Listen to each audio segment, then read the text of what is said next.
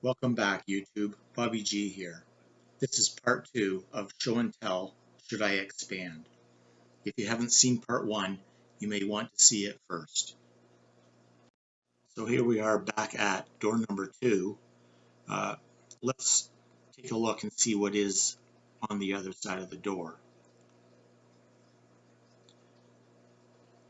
It looks to me like it's an empty room. The room's about 12 foot by 14 foot, and this may be the next fish room.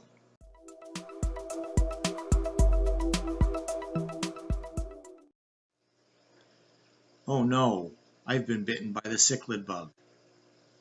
Warning, this condition is highly contagious. Stop here or you may also be infected. Here we are 3 days later, and as you can see, I've decided to turn this room into a fish room. I've got two 75-gallon tanks here, a 55-gallon, one 45-gallon, and one of my little chihuahuas. Moving on, we've got two 40-gallon on the floor there and one 20 long. Then we've got two 30-gallon with a stand, four 16-gallon talls, and there's one 15-gallon not in the video there, and two 10-gallon tanks, and there's the other chihuahua. So this is a ton of work for me.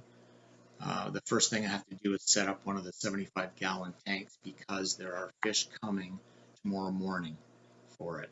So let me get at that. So I've painted that tank, the back and the bottom black, and you can see I'm just about finished filling it.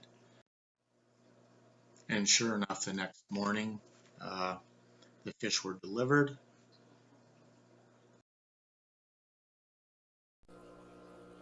So just a quick look at the acquisitions that I got. These are fish that were given to me, rehomed.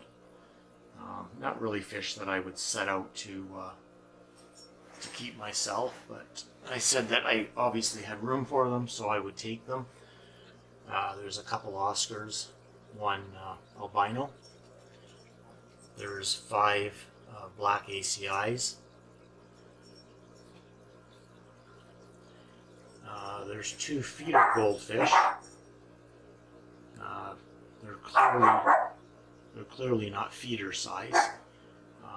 Apparently, when they were put in the tank at feeder size, the Oscars obviously weren't interested in them. And there's 2 large common plecos.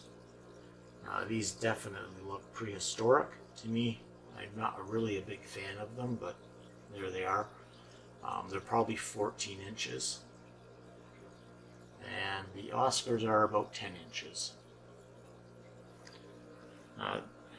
They are the first fish in this fish room. So let's carry on with the project.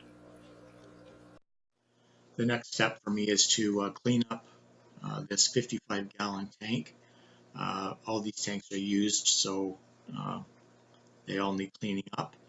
And I'm going to proceed to paint the back and the bottom black. This is all taped off. As you can see, I do a final cleaning on the glass with acetone, and then I'm going to use this Beauty Tone Rust Coat. It's a latex rust type paint, so it works really well, and it's quite easy to apply. It's dry to the touch in about 10 minutes, so you can keep applying coats until you get it the darkness that you want, which obviously would be blacked out completely. I think I did 5 coats on this tank. Obviously they're very thin coats. It was pretty quick. So I just keep putting coats on until it is dark enough, and we'll speed this up for you a little bit. Not all that exciting. Um, and that's the back. And then in a second there I'm going to be painting the bottom. And here I'll show you the finished product. It turned out really nice. There it is standing. Uh, I'm sure it will look nicer with water in it. In closing, I'll just show you a little bit of the progress that I've made. These are the two 30-gallon tanks that I've painted, and you'll see the 55-gallon there is set up with water in it. All those tanks against the wall there still need cleaning, and I've put up a TV. All of these tanks still need cleaning. I've got a stand there in place, and we'll carry on from there.